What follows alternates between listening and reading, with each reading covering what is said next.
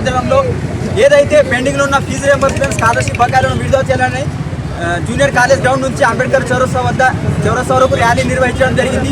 దీని యొక్క ముఖ్య ఉద్దేశం ఏమిటంటే ఏదైతే ఈ రాష్ట్ర ప్రభుత్వం ఇంతకుముందు ఉన్న టీఆర్ఎస్ గవర్నమెంట్ కావచ్చు, ఈ కాంగ్రెస్ ప్రభుత్వంతో కావచ్చు, ఏదైతే విద్యార్థులకు చిన్న చూపు చూస్తూ ఉన్నారో చిన్న చూపు చూడడం సరికాదని ఈ విద్యార్థుల జీవితాలతో చెలగాటం ఆడుతున్న ఈ రాష్ట్ర ప్రభుత్వానికి వెంటనే స్థానిక సంస్థల ఎన్నికల్లో ఏ విధంగా బుద్ధి చెప్పాలో ఆ విధంగా బుద్ధి చెప్తాం.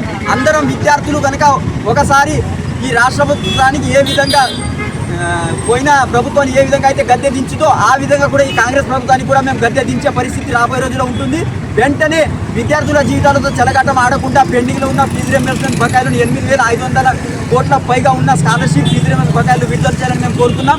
లేని పక్షంలో ఎక్కడికక్కడ ఎమ్మెల్యే కామెంట్ కావచ్చు, మినిస్టర్ కామెంట్ కావచ్చు, ఎక్కడికక్కడ మన బోధనలో కావచ్చు ఎక్కడ కూడా అడుగు పెట్టనీయకుండా ఎక్కడికక్కడ ముట్టడి నిర్వహిస్తాం, కాన్వాయ్లను అడ్డుకుంటామని ఈ సందర్భంగా హెచ్చరిస్తూ ఉన్నాం.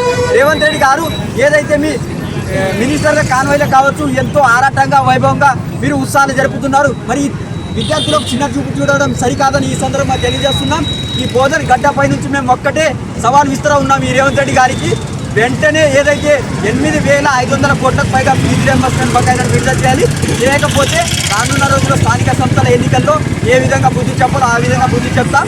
విద్యార్థులు మరియు యువకులు నిరుద్యోగులు ఒక సామ్రాజ్యం ఏర్పడిన సామ్రాజ్యం కూలిపోవాలన్నా అది కేవలం యువకులతోనే సాధ్యం. అలాగే మేము విద్యార్థులందరూ కూడా ఏ విధంగా మీకు బుద్ధి చెప్పాలో ఆ విధంగా చెప్తాం. మొత్తం రాష్ట్ర వ్యాప్తంగా కూడా అన్ని జిల్లాల్లో నిరసనలు తెలుపుతూ ఉన్నారు. కానీ మీరు ఇప్పటి వరకు స్పందించడం లేదు.